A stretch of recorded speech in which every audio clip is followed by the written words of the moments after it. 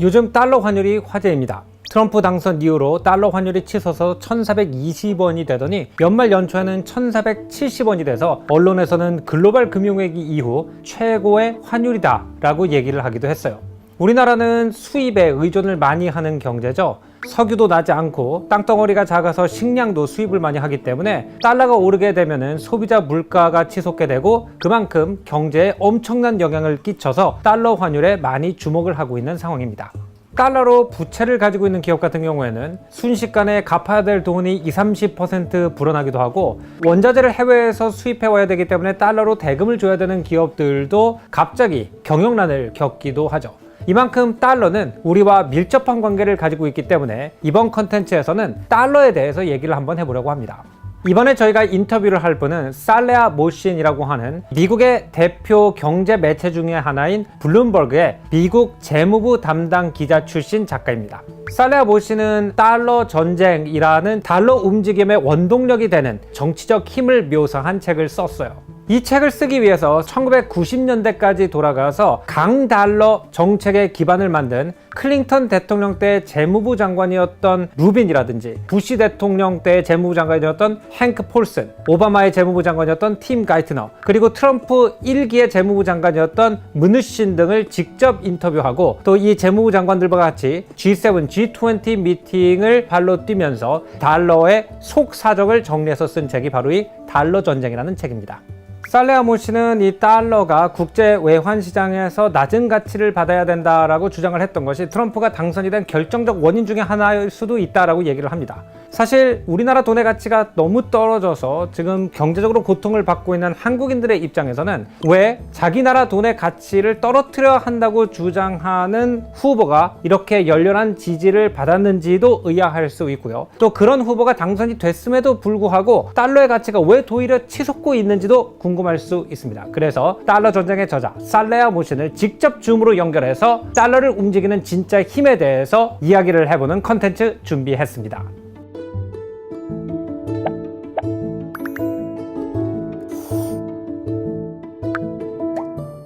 To Korean people, it looks like Americans having a great time with their strong dollars. In the last 5 years or so, Korean won has depreciated significantly against the dollars. Right after Donald Trump's re-election, the dollar shot up to 1,421 per dollar. That's almost like 30% increase. So in Korea, a lot of people are amazed at how much Americans are being paid at their jobs. Because if you convert what they're being paid into Korean won, to Korean people, it just looks like they're making ungodly amount of money.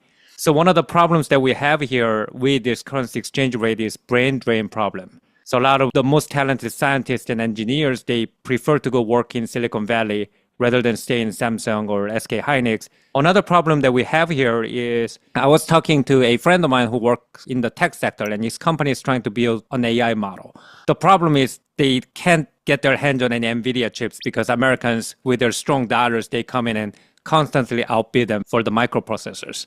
And third is, of course, tourism. It's become very expensive for Korean people to travel to San Francisco or New York. And you hear about, Americans swarming luxury resorts of Amalfi or Saint-Tropez because it's become so much cheaper for them to travel to Europe or East Asia. When you put all that together, from this side of the Pacific, people are saying S&P 500 is at all-time high, dollar is at all-time high, Americans are richer than ever. And then we hear from people like you, American journalists, who say there's this candidate named Donald Trump, whose economic platform was based on his idea that dollar should go lower.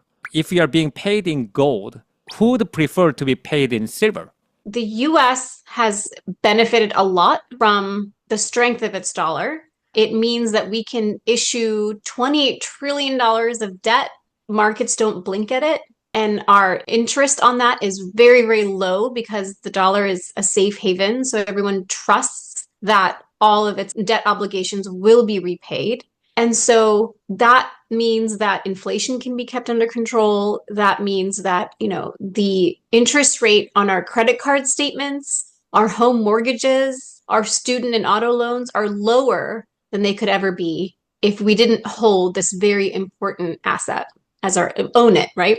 But what's happened is that once globalization really took root in the early 2000s, parts of America that were in the manufacturing economy started to suffer because a strong foreign exchange rate in the US underpinned globalization. It meant that the Korean currency, the Vietnamese currency, Mexico, China, all these countries, big exporters, could benefit by selling to the US because we have such a strong consumer base. So yes, you suffer because our dollar is so strong, so then it makes it hard for you to come travel to the US and cost of living can shift. But the benefit on the other side is that we will buy way more of your products, more than we'll buy our own. And what happened was that a generational economic scarring emerged where America used to have a belt of states where there were auto parts suppliers and car makers and glass making and all sorts of things that you really make with your hands, blue collar jobs that you don't need to go to college for. You can still make a very good living and it's a lifelong career.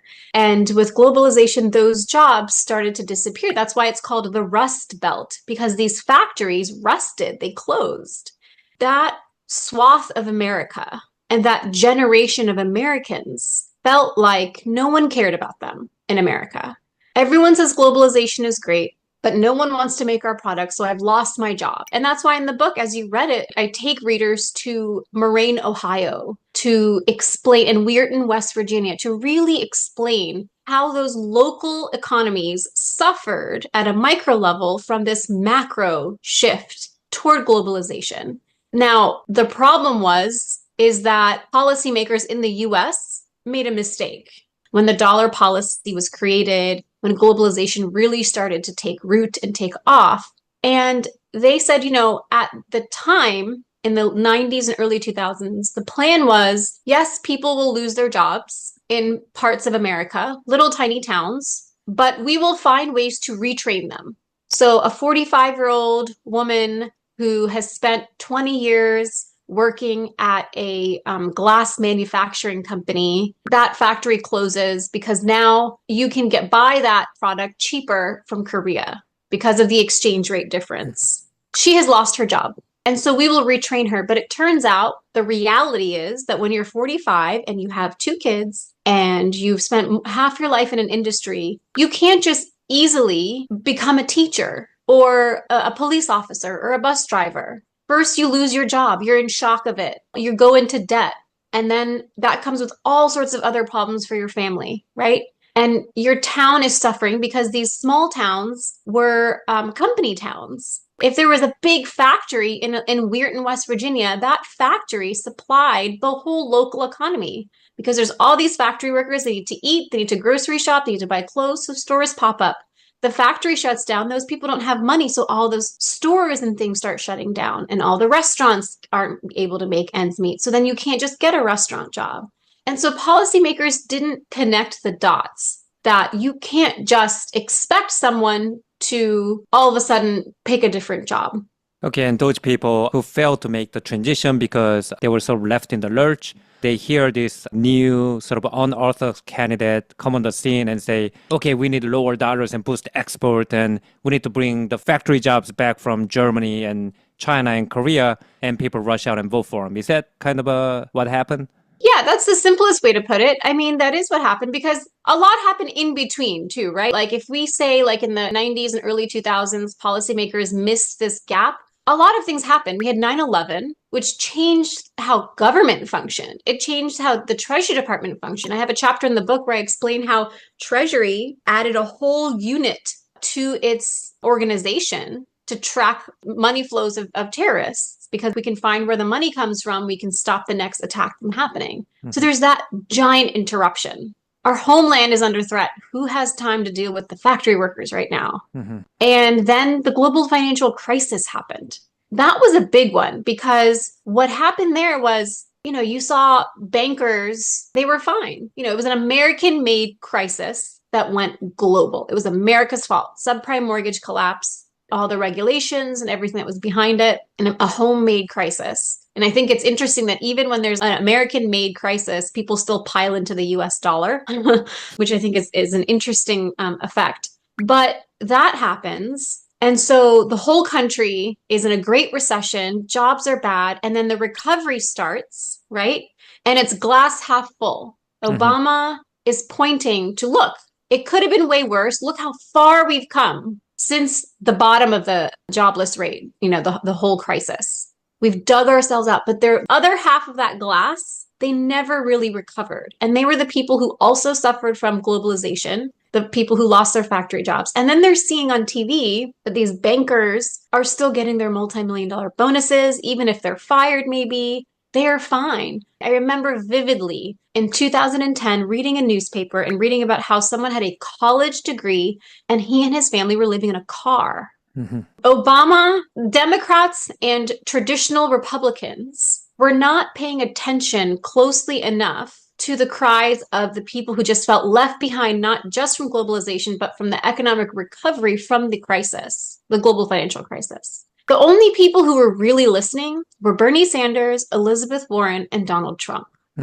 So Donald Trump has campaigned for lower dollar. But when Donald Trump won his second election, dollar has just shot up. I mean, in Korea, people were in shock. They were like, should we even keep our money in Korean won anymore? Should we convert all our money? And then, when he picked Elon Musk for one of the key jobs in the government, people are like, are they going to move into cryptocurrency as a reserve currency? First, why did dollar go up when a president who explicitly said that he wanted a weaker dollar got elected? And second, do you see any possibility of there being a cryptocurrency alternative to the dollar in the future? Yeah, I'll take the second one first. I don't see crypto being an alternative because I think investors and the world is too conditioned to see a reserve asset always coming from a government-backed asset. And there's no cryptocurrency that is backed by a government and a democracy. The forces of the dollar, it's interesting. The dollar moves for reasons that are related to the US economy, but also not related to the US economy. So it's strong oftentimes because the economy is strong, but it's also a safe haven, right? It's a flight to safety. So when people are nervous about what could happen next, people pile into US treasuries and pile into the dollar and pile into the S&P 500. I don't know what traders were thinking. I get this question. I've wondered this. I've asked this question. I think it's just people looking for safety. And then once you're looking for safety, the laws of supply and demand are going to drive the dollar value up.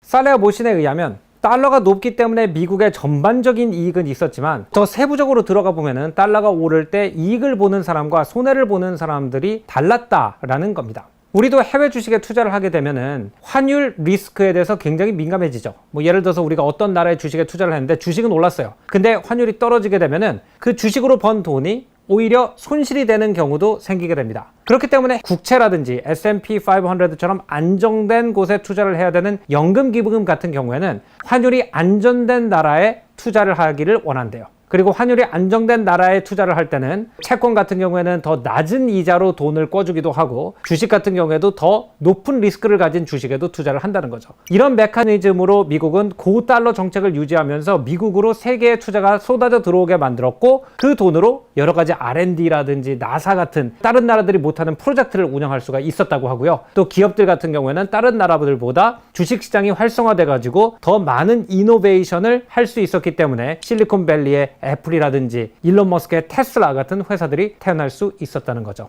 하지만 달러가 높으면 제조업에는 반대 논리가 적용된다고 합니다. 높은 환율을 가진 나라의 물건은 해외에 나가면 비싸져요. 그렇기 때문에 가격 경쟁력이 떨어지죠. 그래서 루빈 때부터 지금까지 미국이 한 20여 년 동안 고환율을 유지를 하면서 금융과 서비스 그리고 혁신 사업은 굉장한 이득을 받지만 거꾸로 외국에 물건을 수출하거나 미국인들한테 자동차라든지 유리 같은 걸 파는 제조업 기업 같은 경우에는 굉장히 어려워졌다고 합니다. 그리고 이때 실직자가 된 공장이 있는 제조업 기반 마을에 살던 사람들이 지금 저달러를 주장하는 트럼프 지지자가 됐다는 거죠. One of the centerpiece of his proposal was lower dollar. And you said this was an economic philosophy he has held since the 1980s. I read somewhere that something like 77 or 78% of US GDP is services anyways. I don't understand why in a country that is 70 to 80% service, a candidate that's advocating for lower dollar, like, a Chinese leader or a Korean leader might, because we are industrial export economy, why would people be attracted to a candidate that has this kind of plan? I haven't double checked the data, the number that you're throwing. I'm sure I trust your research, but I will say that that is today's figure. But 30 years ago, that number was way bigger. That shift from being a larger chunk of the economy to shrinking down to where it's at now, that is the problem. Donald Trump wants, and now Republicans and Democrats want, for American manufacturing to take up more of America's economy and economic heft and make up more of its GDP, heading toward how it used to be. I covered the Treasury Department very, very closely, traveling on Air Force One, traveling with this Treasury Secretary, Stephen Mnuchin at the time. And at the G20 meetings, G7 meetings, and you could see how foreign finance ministers were slowly absorbing how different U.S. policy was going to be. Because with that election, the U.S. did a U-turn. It went from free trade, open borders, globalization to putting up the barriers slowly. And in those early years, you would see traditional Republicans try to push back on some of that and Democrats, but then slowly everyone started to realize that this is what our voters want. They want a little bit more protectionism. And it turns out that this was a global trend. Everyone was talking this way. And then COVID kind of highlighted it even more. And then the connection between national security and our supply chains amplified that need to the point where when Donald Trump lost against Joe Biden's first speech to Congress in, I think it was either February or March of 2021, and it was called the joint session speech. A lot of that speech, it could have been Trump saying those things because Biden came talking about Buy America, which sounds a lot like America First. And even Elizabeth Warren talks about economic patriotism, which sounds like America First. So Democrats have embraced those policies and are pro-tariff.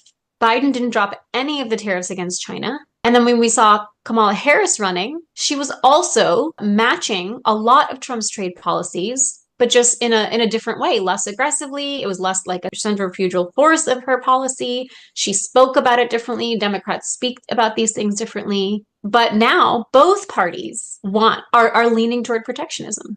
Because East Asian economy grew by protecting our own market from imports and aggressively exporting goods especially to the Western market, and in particular to the US market. Naturally, most Asian people think that America think the way we do. So when Trump came up with the tariffs and low dollar advocacy, a lot of Asian people just said, of course, the president of the US should do those things for the US, right? And a lot of people in East Asia thought it was just continuation of the US policy dating back to the Reagan era. In the 80s, they need to take Japan down a notch. And now they need to take China down a notch. Actually, that logic for us is easier to understand than Rubin's logic that you describe in your book. Deliberately pushing for a higher currency is something very strange for us. So could you explain what Rubin's rationale for saying that strong dollar is in our national interest? So when, he came in as Treasury Secretary in the 90s, this was an era where political forces could cause weaknesses in currencies that could become impossible to manage. And I'm talking about the pound, right? The big trade that almost broke the pound and then the Conservative Party got voted out. A weak currency can really damage a politician. At least in the 90s, that's how it was viewed. And political comments could really ricochet in currency markets. And so he was trying to kind of tame that force, this wildness in currency markets. Now, a lot of it had to do with the fact that the U.S. would, the Treasury Department would step in the 70s, 80s, and 90s and aggressively try to manage the currency. So, of course, markets are hanging on every word of a Treasury Secretary. They're causing all this volatility because of what a Treasury Secretary is saying. And Rubin was trying to stop that from happening. So slowly from the mid-90s onward, we saw Treasury intervening in markets less. And then he was using his public messaging to create such a boring sentence. Every time you ask me about the dollar, I have a boring statement for you. So stop paying attention to what I'm saying about the dollar and let's talk about other policies. This was actually one reason that I decided to write the book was that when I first started covering the Treasury Department in April 2016, everyone said, oh, the dollar policy is a thing. You need to know how to write about it, talk about it with Treasury officials, but they never want to talk about it. And I read, you can see here, I have all these Treasury books, and I've got the autobiographies of Rubin and Paulson and presidents, and I would go through the economic sections of the presidential autobiographies or the Treasury secretaries, and they had very little on dollar policy. So I just started asking this thing that's so important that you don't want to talk about, let's talk about it, right? So that's why I wrote a whole book on it. The way I understand it, and it's been explained to me, and that you can see how it's played out in the years since he established that, is that a strong currency for any country is actually a reflection of the strength of economic growth. So when the US has a good trajectory for growth, the dollar is going to be strong. So when Rubin would say a strong dollar is a good thing, what he was really saying is the strong US economy is a good thing, because no one wants a weak economy.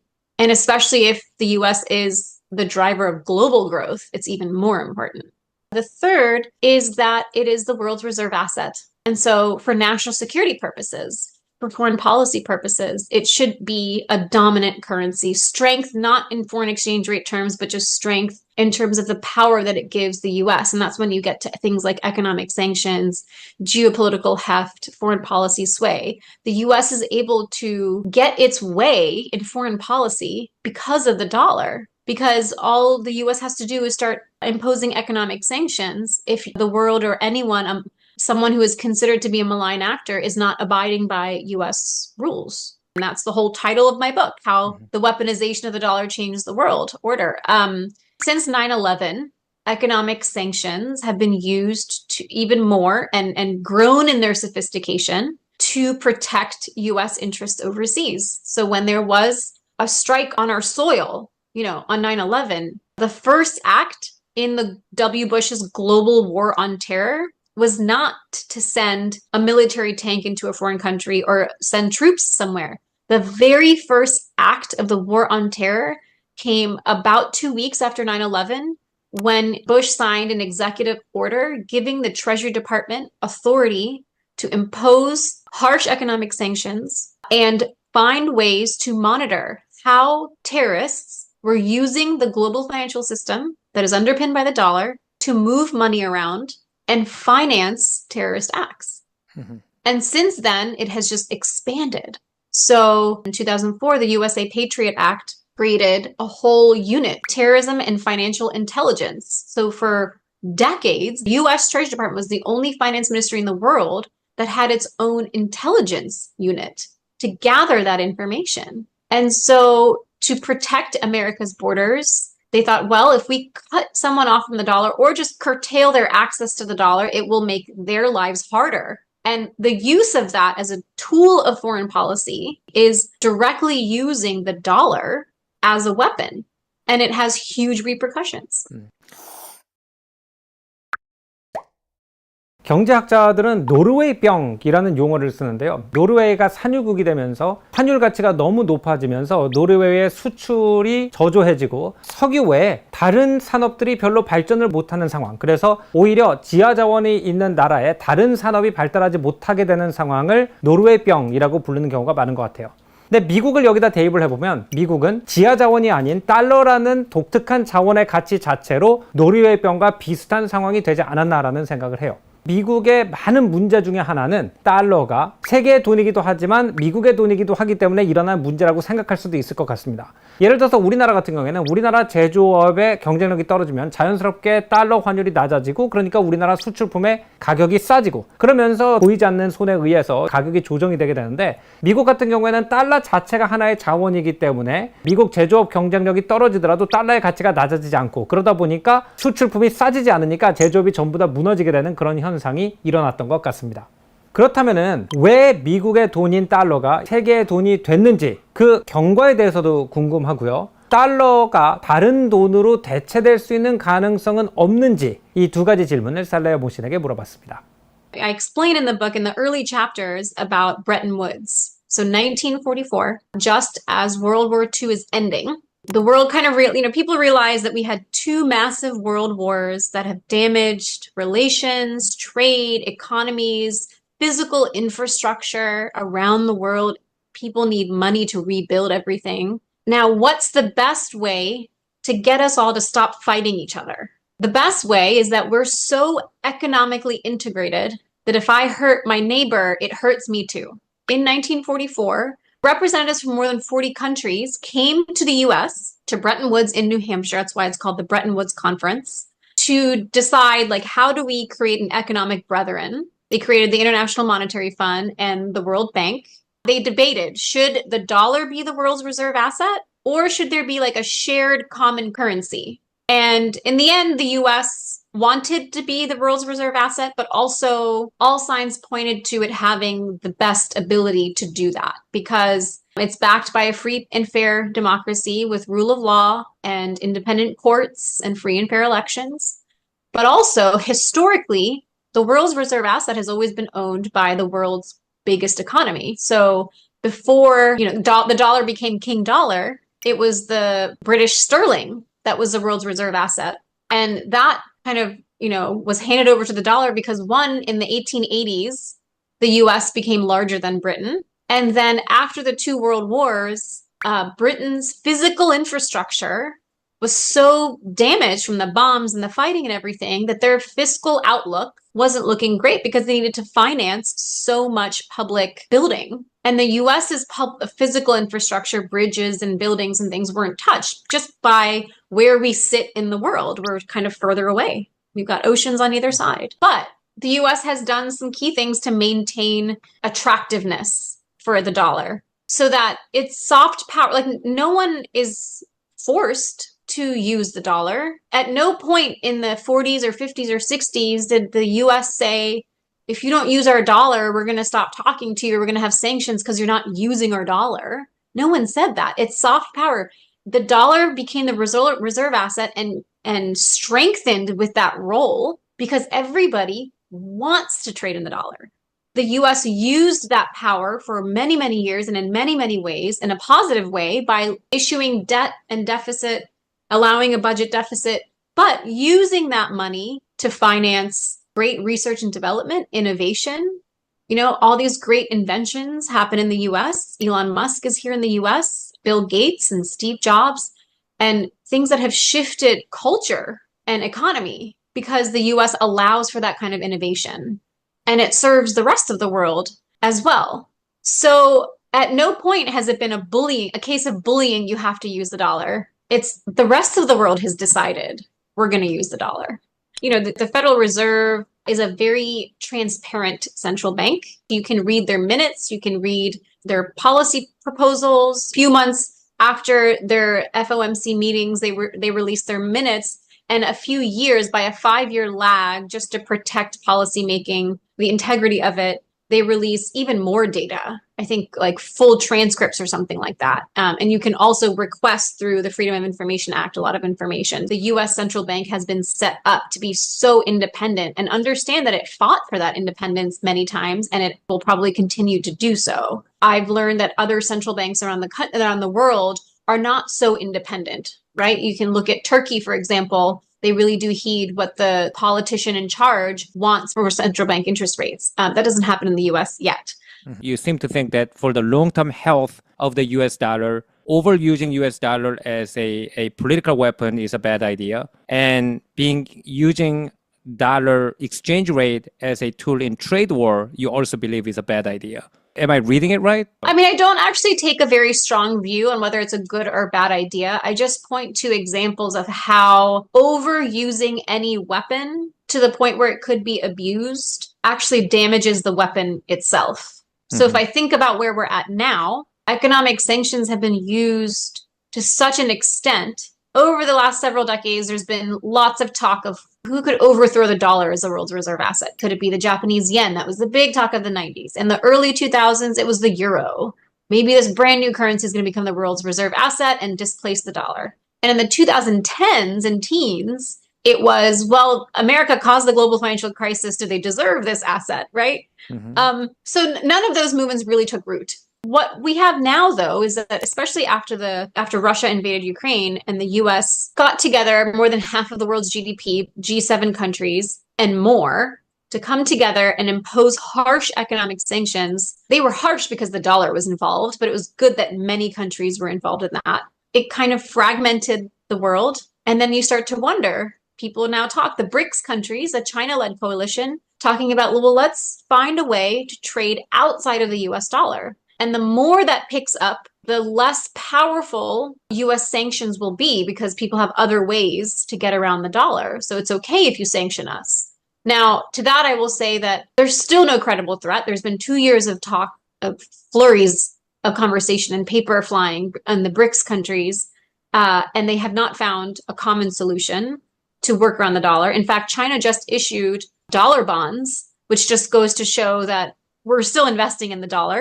The discussion has started and American policymakers should pay attention, but also I think that maybe there's nothing wrong with dollar power and clout having gone way up, and maybe it's come down a little bit and then it just plateaus. What's wrong with a few other countries having a little bit of their currency dominance? Then the world is not so beholden to the Federal Reserve's decisions, not so beholden to American politics. There's nothing wrong with that.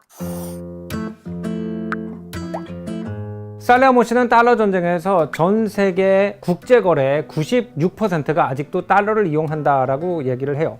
환율이 안정돼 있을 때는 우리는 달러는 남의 나라 돈이고 미국에 유학을 가거나 여행을 갈 때만 환율에 신경을 쓰는 경우가 많죠. 하지만 지금처럼 환율이 요동을 칠 때 또는 IMF 때처럼 환율 위기를 겪을 때는 달러라는 것이 얼마나 우리 일상에 중요한 영향을 끼치는지 실감하게 되는 것 같습니다. 그렇기 때문에 우리나라처럼 소규모 개방경제 나라의 사람들, 즉 세계 경제의 바람을 탈 수밖에 없는 나라의 사람들은 달러가 어떤 논리와 정치를 가지고 움직이는지를 알고 있는 것이 중요하다고 생각을 했고요. 오늘 살레아 모 씨를 모시고 미국 재무부가 어떤 방식으로 달러 정책을 결정하는지를 내부에서부터 오랫동안 관철한 사람의 안목을 통해서 정확하게 아는 시간을 가져봤습니다. 살레아 모 씨와의 풀 인터뷰는 저희 멤버십 VIP 존에 업로드될 예정이고요. 또 살레아 모 씨의 책에 기반한 라이브가 1월 22일에 진행되니까 여기도 많은 관심 가져주시기 바랍니다. 오늘 조승현의 탐구생활은 여기서 마무리하고요. 저는 다음 시간에 뵙겠습니다. 안녕히 계십시오.